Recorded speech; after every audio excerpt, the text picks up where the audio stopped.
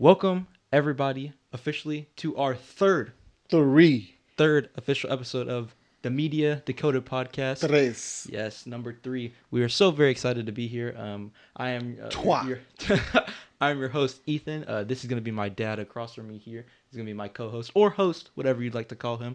Really? Yeah, I mean we're still gonna keep the running joke. But yes, we are so very happy to have you here for another episode. We're so glad that you have chosen us to listen to our opinions and our thoughts on movies, media as a whole. Yes.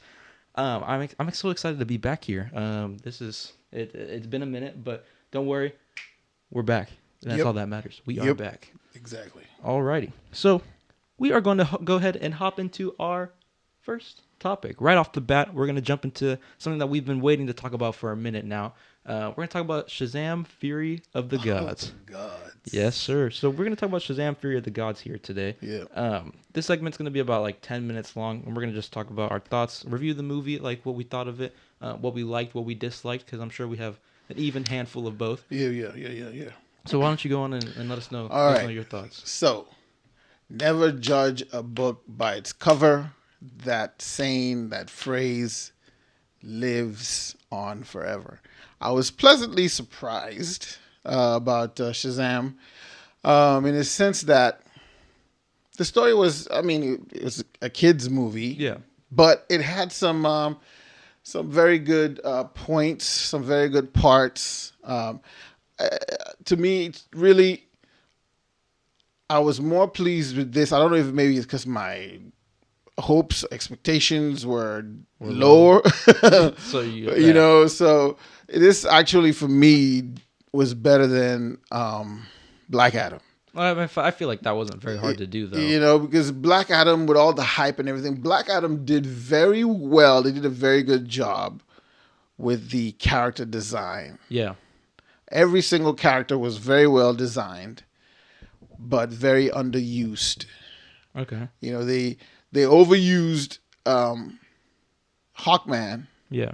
Right? But back to Shazam, it was very well done in a sense that it tried to give you some grown-up parts to it, some, so things to think about and stuff like that. But at the end of the day, it was a kid's movie. It ended on a pretty decent note. If they had left Billy Batson dead, it would have taken the movie to another level. Like, wow, okay. You think it would have felt like it had more stake to it? Yes, it would have been more of a bang, and then maybe find a different way to wake him up. Maybe Wonder Woman would have come by herself, to wake him up or something, maybe from in a crypt or something. Yeah, something right? More, I guess.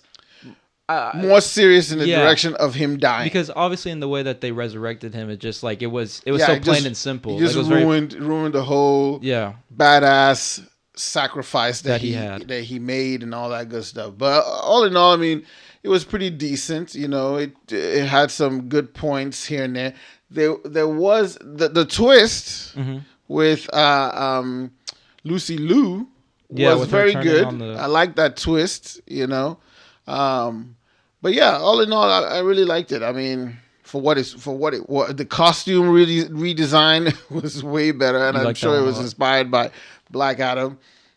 So they did a pretty decent job. I still don't like the fact that they keep using the whole Shazam Lee. They were too used. I think they could have used them on the bridge and called it quits there, and then focus on Shazam himself. I feel like that was the downfall of both Shazams, like the first one and this one, because the first one, I believe personally, in my opinion, is a little bit better than this one. With the story wise, yes, it was a lot better because it focused like you said, like as you mentioned on Shazam and Billy Batson, like in their whole trying to find himself, and and then they brought the family at the end of the movie for like the last 20 or so minutes. Right. But this one, it was just like the family all over. It was just a Shazam Lee. That's what they should just called it. all throughout the entire movie. So kind of like they shouldn't even have named it Shazam. They should have just named Shazam Lee. Shazam family, Shazam family and Fury of the Gods.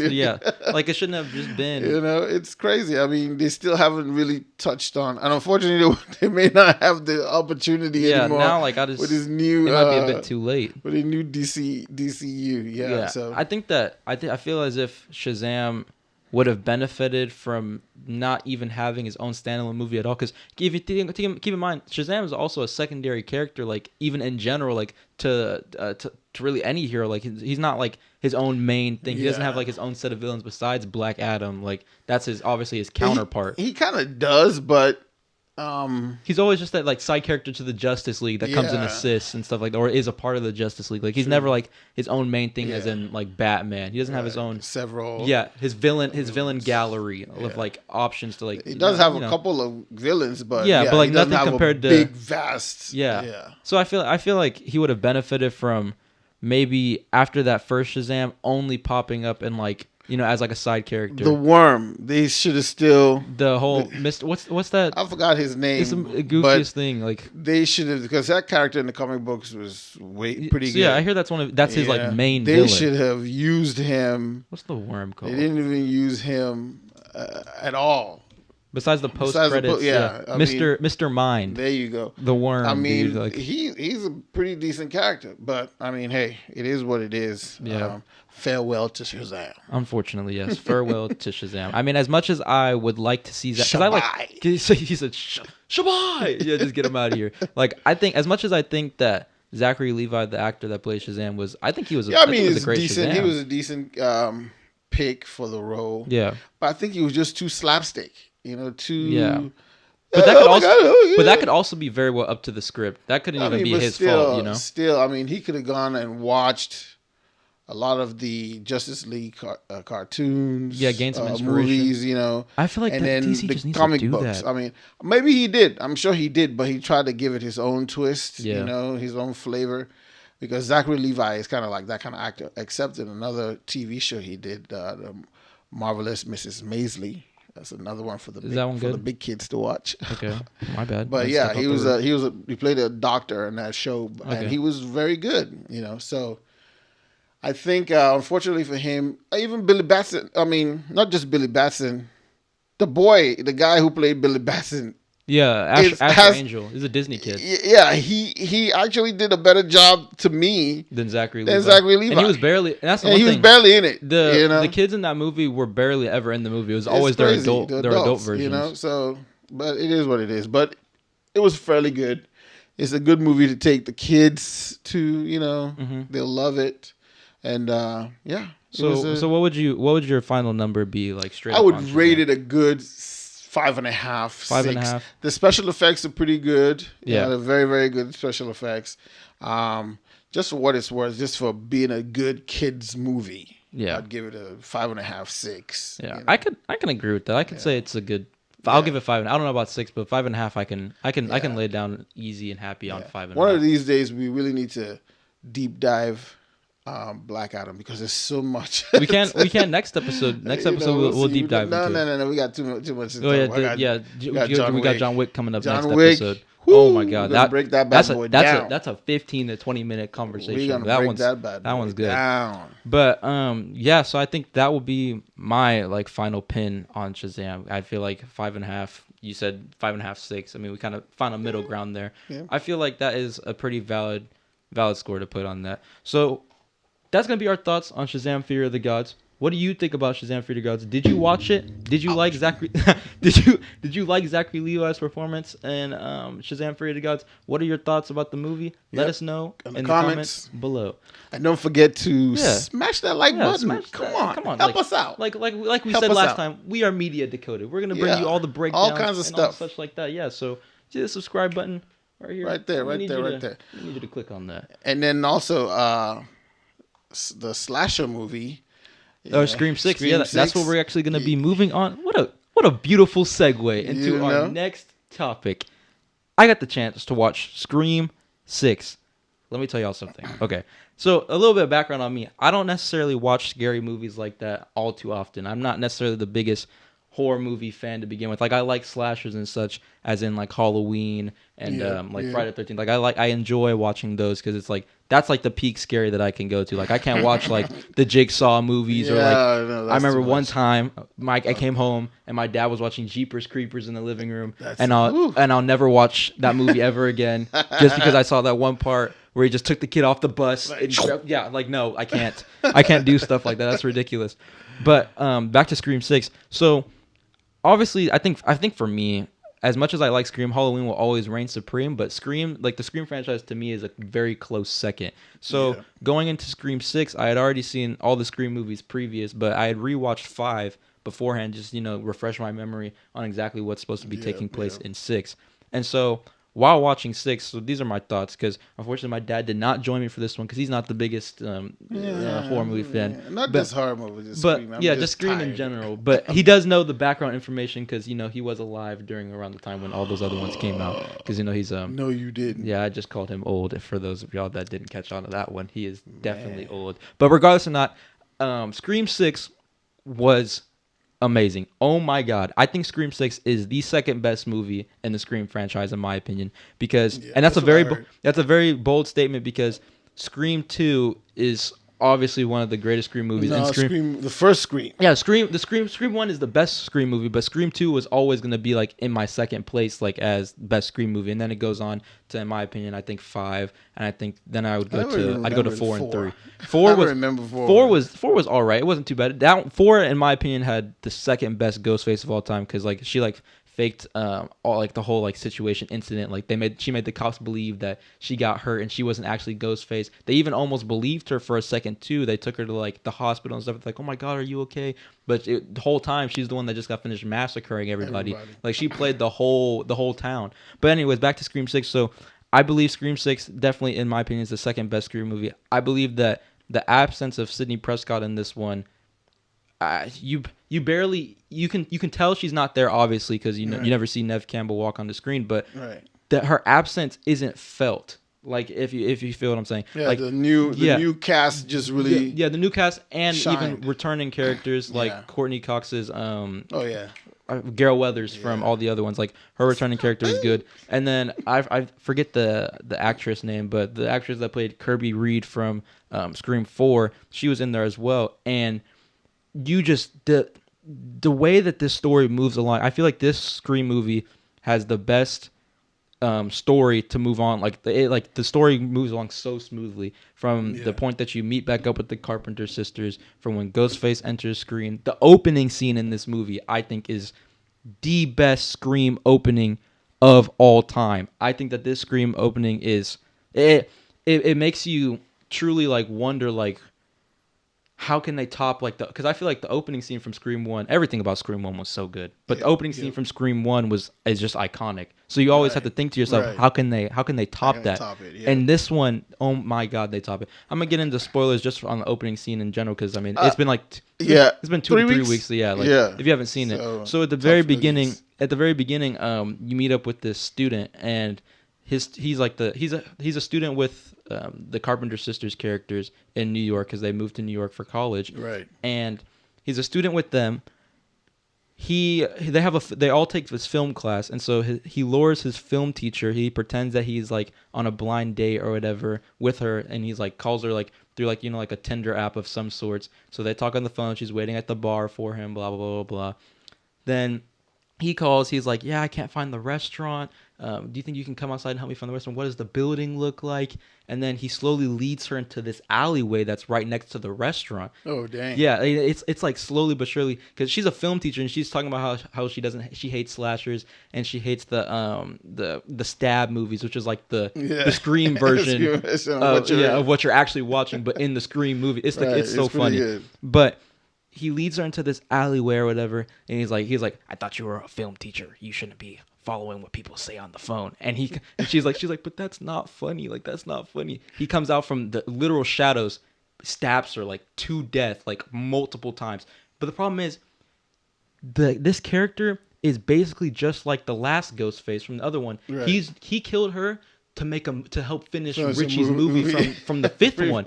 He doesn't even have like, and he's not even the real Ghostface throughout the movie, but it's just to make you think that he's the Ghostface, right? Exactly. Good twist. So he goes on, he continues back to his dorm. He calls his friend. He's walking around his apartment. He was like, bro, like I finally did it. I took out the teacher. He's like, I just had to, like I couldn't wait anymore. Person on the other line was the real Ghostface with the voice changer. He's like, did you really have to kill her? Did you really have to do that? Tell me about it. And then he's like, he just walks around the apartment, and the dude thinks that it's his friend the entire time that he's been plotting with. But little does he realize, he's like, bro, that's not funny, man. Turn off the voice changer. We said we're not going to use that on each other. He was like, you got to have your little fun tonight. Why can't I have mine? And then he leads him around. He leads him around the apartment, and then.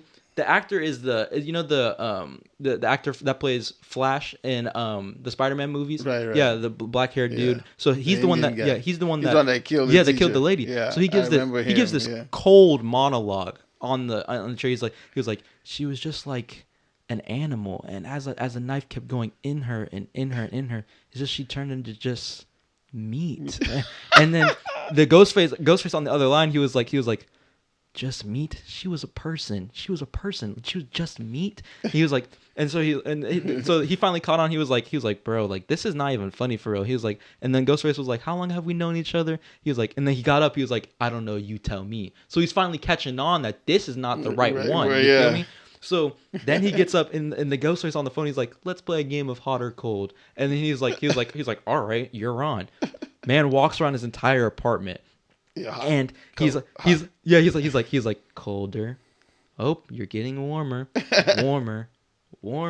He goes to a closet and he thinks that he's in there. He opens it, boom, nobody. Nothing, yeah. And he's like, all right, I'm just gonna hang up the phone. He's like, stop. He's like, stop messing with me. No, that's the crazy part. He's like, stop messing with me. He's like, but you're getting warmer. I'm like, in the movie theater, because I was with my friend, I paused. I was like, wait, what are you talking about? Like, what do you mean he's gonna go? So he turns around. He continues to walk towards the kitchen area, and Ghostface, and he's like, warmer. And so he finally looks at the fridge because he's been looking at that direction, and he's been like continuously saying warmer. So he finally goes to the fridge, puts his hand on the handle of the fridge, and the Ghostface was like, you're on fire. And then he opens the fridge. Body decimated. It's his friend that he thought was on the other line. And chopped up. And so Ghostface, the music cue. I need to search that, but the music cue was like bum, bum. You used to see Ghostface rise from like the corner of him and just boom, stab to the shoulder. And he was like, oh, and he turns around and he pulls it out and he's like, ah, and then he shuts the fridge. And so then the Ghostface was like, what do you feel like? Like meat? And then stabs him multiple times. He's like, the guy was like, no, yeah. And then so the movie was this is definitely the goriest Scream movie out of all of them. You see like his stomach and stuff like slowly trying to come out. I'm like, dude, like this is crazy. So as he finally falls on the ground, he's like, but we need to finish the movie. Really? And Screamface was like, who gives a F about movies? And then just slashes him. Title card. I'm like, bro, this was the coldest opening ever. I'm telling you. Dope. But bro, they always have to open up with a phone. Yeah, with the and if it's a phone one, it has to be a good one. Because if they consistently do it, it always has to be good. I think they should just stop with this one, but I mean, they probably won't. I mean, yeah. Now that what's her name, Jenna Ortega is. Yeah, she's gonna be they're gonna do a 7 because this one ripped the box office in half. Yeah, they're gonna make another one. Definitely gonna do another one. That's Hollywood. But I think all in all, I'm gonna put for my rating for Scream 6. I think all in all, I'm gonna give it a 9.5 out of 10. Maybe not a 10 out of 10 because I mean it's not the perfect movie. Yeah, reviews from my friends and so it's been. But this one was it. So yeah, I'm gonna put a 9.5 out of 10 on this one. Have you seen Scream 6? What are your thoughts on it? Let us know in the comments below. Did you like Scream 6? What would you actually rate it out of 10? I want to see the comments filled with your rating of Scream 6 on a scale of 1 to 10. So let us know in the comments below. Down below. All right. So now that we're done with Scream 6, we're going to actually be moving on to our third topic. And our third topic is going to be about the box office this weekend because we have two big movies competing. We have John Wick coming hot off of its opening weekend, but then we also have Chris Pine starring in Dungeons and Dragons. It looks pretty decent, and the problem is it looks pretty promising. Looks pretty good. And for the early Chris Pine is, I mean, he hasn't done a bad movie yet. He's been in some pretty good ones of late, especially. So I think that he's going to do a good job. So here's my prediction. because obviously, I don't know if I've mentioned this yet, but I do indeed work at a movie theater. I work at, how ironic, of course. I work at. Nope, you can't say their name. No, what do you mean? Oh yeah, I'm not gonna tell you which movie theater, but I work at a movie theater, and so we were doing early screenings for Dungeons and Dragons, and I believe it was like an Amazon like exclusive thing. Like if you're a Prime member, you could come watch the movie early or some sorts. But we were doing that early. Yeah, I know, but it was like 2 p.m. on a Sunday. It only was one show time, so it was like it was such a bad time. But from everybody that came in there, I'm telling you right now, everyone that left, everyone said that movie was so good. Really? Not a single. I didn't hear a single complaint, like at all. People were always people came with their families too. You had older people coming, younger, mid-range. I bet you it was kind of like Lord of the Rings. Like I could see it like that, but like being a more funny toned, funny version. So I could definitely see that. So I feel like with what I've seen of people coming in and then leaving what they say, I personally think that with this opening weekend, now that the word has spread on, because they've been doing early screenings for 2 weeks, now that the word has spread around, which is so smart on their part. Now the word is spread around that their movie's good, their opening weekend can be so much bigger because that's usually how the box office works. Opening weekend is big, and if your movie is good, especially for like an unlearned movie like this, word gets out, double the amount of people come their second weekend. So I think it grows, and then it'll obviously hit its slowdown point. What movie did that? Oh, Creed did that's what I'm saying. That's exactly what Creed did. So I feel like even though it's competing with John Wick this weekend, that now that the word's got out for John Wick, I feel like the word has just been getting out for Dungeons and Dragons for the past 2 weeks. I feel like Dungeons and Dragons is gonna win the box office this weekend, but I don't think it's gonna be by a mile though. Yeah, it won't. It will be very. I think it'll be close. Like it'll be extremely close. I could see it making like. Throw out a number 70 75 million, because it's not a Marvel movie. It's not gonna make over 100 million, so I can see it making 70 total box office is obviously total, but like its opening weekend I could see it grossing opening probably be like 50 70 like I could see it going through that range, 70 mil, but I can only see John Wick probably hitting another 40 50, like that's gonna be it'll be a 10 million difference, I think. Like I don't think it'll be like some crazy difference. It'll be a 10 million difference. Can't wait to see that. We're gonna be bringing that to you guys. Yeah, John Wick, I'm so excited for. The John Wick franchise is. We've been kind of movie. Life happens, but we're back. Yeah. We're back into the groove of things, so we're gonna be getting it pumped out to you guys. But I just think that competing this weekend, I don't know, it's gonna be tough, but I do think Dungeons and Dragons is gonna pull it out this weekend, because as movies usually work, fresh. I mean, it's fresh, movie. And especially because, like with like how movie theaters work too, like they're bigger theaters, like they're IMAXs and such like that. Yeah. Since John Wick was in there last weekend, now they're gonna push that out because new Dungeons and Dragons release. That's gonna take the IMAX money. It's gonna take the IMAX money. It's gonna take the 4DX money from Regal. AMC's gonna go and crazy. Probably even 3D. That's what I'm saying. Yeah, even 3D money. Like that's a 3D movie. Exactly. John Wick isn't a 3D movie, so they're not gonna gain. That's a high def movie. And the problem is, like, one thing I noticed too with my crowds at the movie theater, John Wick like doesn't really have that much.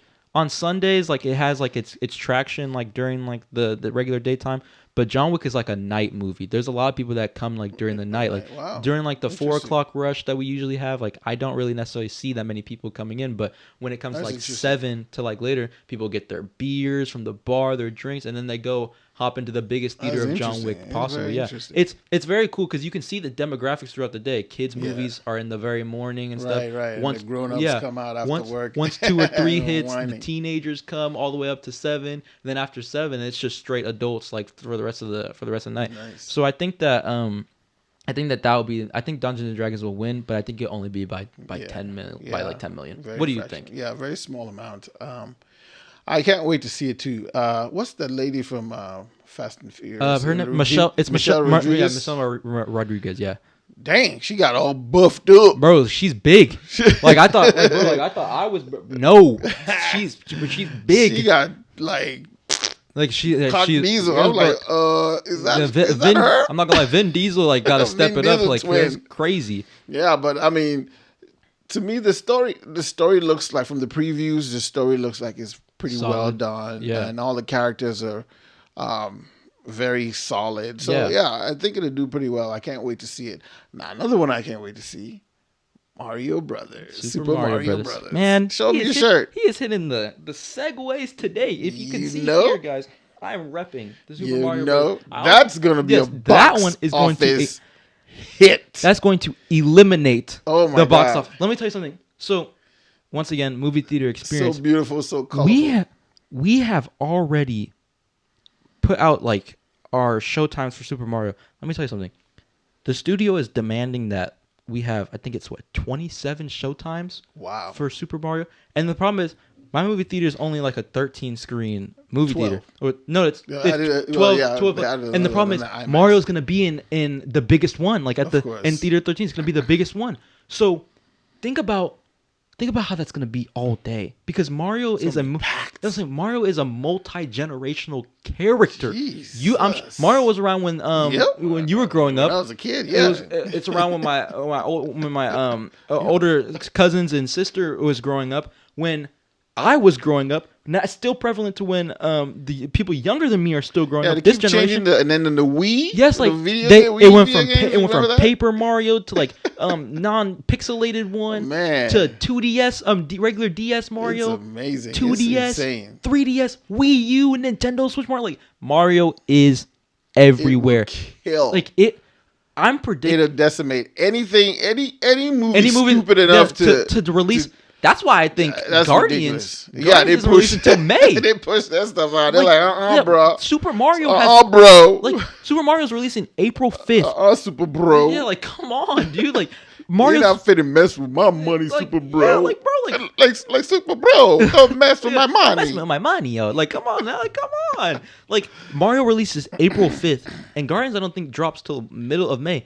Think about the legs that Mario's gonna have throughout that box office. Oh my God! I think that thing's gonna just drag, and they're gonna probably even re-release it. Yeah, and I could see them doing that in the summer, like you know, like because like I'm saying, they'll hit kids will be out of school.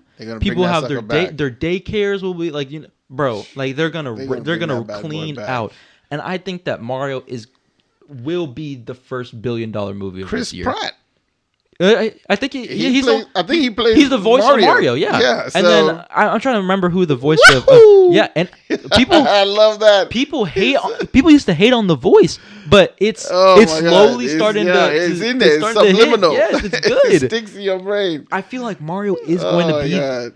I think Mario might be the biggest box office. I wonder what character Jack Black plays. I think Bowser. Bowser? Yeah, he's Bowser. Oh my God! His voice at the beginning. Open the gate. I'm like, bro, come on, please. I didn't recognize his voice. He did a pretty good job with that. And then in the trailer when they're on Rainbow, it's such a magical thing, bro. Like it's crazy. When they go on Rainbow Road, he hits the drift. He's like, wahoo! And then I'm like, bro, come on. Then they have the raccoon suit. Only the OG gamers will notice from 3D Mario.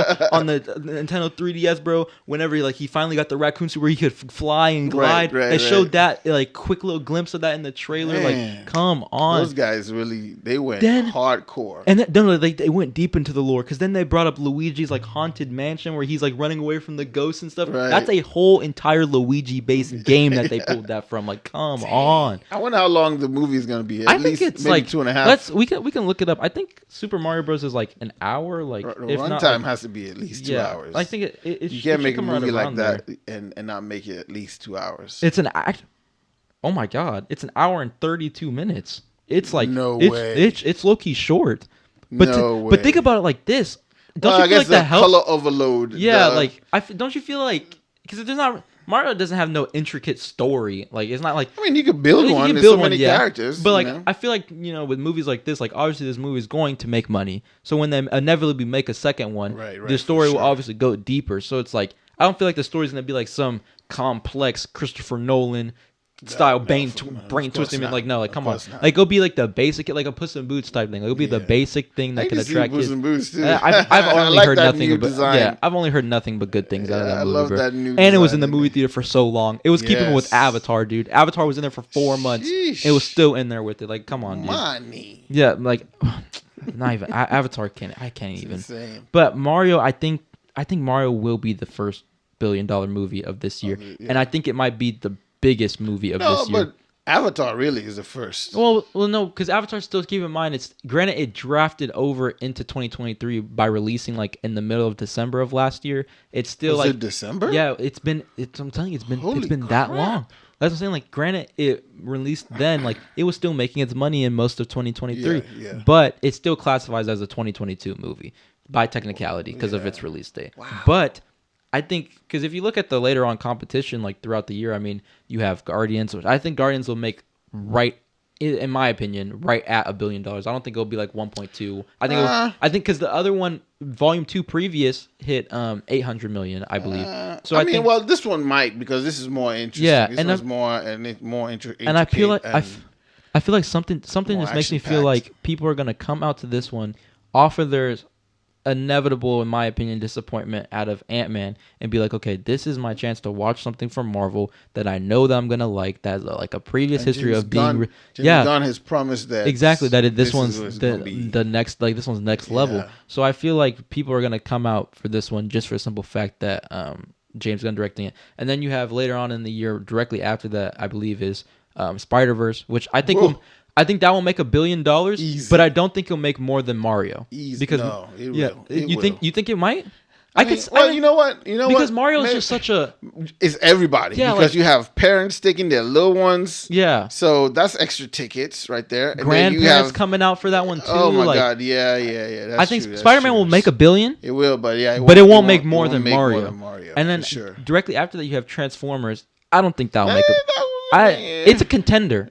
Don't get me wrong. It's a $1 billion contender. If word gets out that it's good, it's $1 billion contender. The whole Beast Wars thing, they should have just gradually that's such a wild thing to just introduce jumping into it with this new design. Well, I mean, even though they did the Bumblebee movie, I think they should have done just like how Bumblebee eased into it. Yeah, Bumblebee went out to go look for the rest of the Transformers.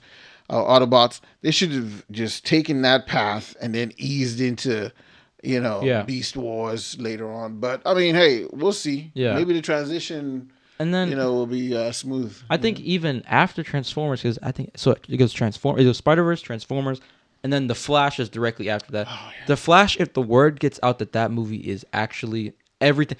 I don't even know if I ever mentioned this to you, but what's his name? Tom Cruise has already watched the Flash. Like he personally he sat down with the Warner Brothers president or whatever, and the Warner Brothers president mentioned the Flash. I remember I read this in the Hollywood Reporter.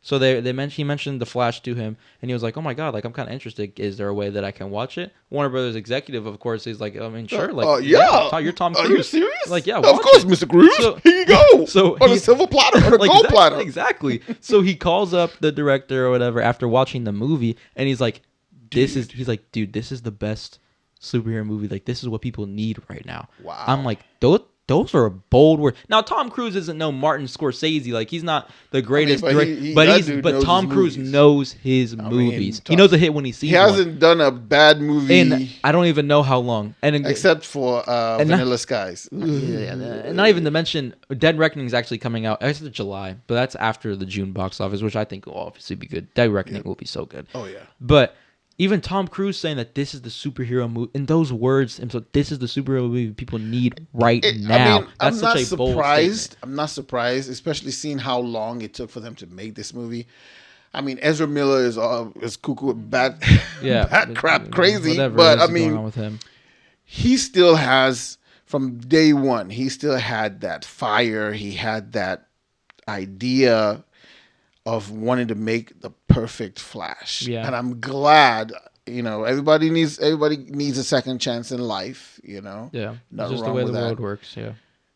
Hopefully, and I'm glad they kept him in, because to me, he is Flash. Yeah. He looks the part. And I like the way he kind of acts with it too. Yeah, like, he's just he has that quippy, that quirkiness to him, So I mean, Snyder did a very good job casting. Yeah, I think that was good. And now with this new design, new overhaul, dude, wow, there's so much potential with this movie. Man. So yeah, I mean, and then the last movie that it's in that June that's gonna wrap up this conversation on the box office, I feel, is Indiana Jones. Now, Indiana Jones looks good, but that's the thing with Indiana Jones. People are coming off of Kingdom of the Crystal Skull, which was not good, at all. I don't know how they did that movie. That I don't know how anyone watched it and released that. I liked it in the sense that it introduced his son. Yeah. And I think they should have just kept that. Okay. I can see the that. fact that he didn't keep it and they brought, I guess, his goddaughter. Yeah, come on. I mean, but you have to pass the baton, Yeah. And even though our boy is kind of bat crazy too, Yeah, but Shia LaBeouf, but he's not all that bat crazy. Yeah. He's just eccentric, and you gotta love his morals and all that good stuff. Yeah. But he was great. Yeah, I thought he has that. Cool. He has that. He was a comic relief, but like it was good. Yeah, he had that Ford quirkiness too, where he can be serious and be scary and like that little shock thing that he does, that Indiana Jones does. He has all that, and he has the physique to pull off the action, and he has the look to pull off a smart guy and all that other stuff. Fall in line with his dad. Maybe not be a professor, but probably be something in that excavation or archaeology realm. But yeah. But it looks good. The effects look good. It's bright, unlike the Kingdom. What's that? Kingdom of Crystal Skull. That's kind of gray. That one's kind of grayish, and that's the problem. All the other ones are bright, big, colorful, outdoorsy. Even though this one was outdoor, but it was just. It was too. Yeah, it was too much. Yeah, it was just. Yeah.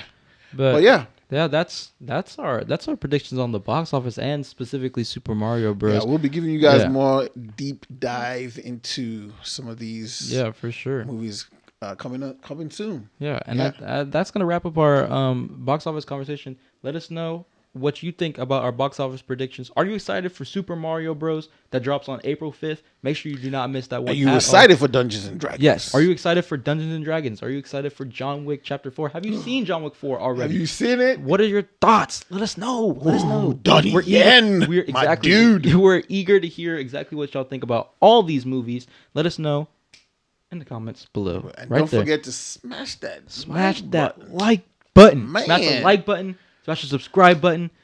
All of it, please. Everything. Turn on the notifications is so nice. So you can get more of our crazy ideas and banter. Yeah, exactly. That's exactly how I was gonna put it. So that's gonna wrap up our third official episode. Uno, dos, tres, 3. Yes, sir. Of Media Decoded podcast. This was. Look forward to cuatro. Yeah. Look forward to Foe, where we're gonna talk about John Wick Foe. Full flow. Yeah, we're gonna talk about John Wick Foe on episode Foe. So that is gonna be it for us. I'm Ethan, your host of the Media Decoded podcast, signing out along with my co-host or host, whatever you like to call him. My father across from me, the dad, the dad, was signing out from the Media Decoded podcast. Adios.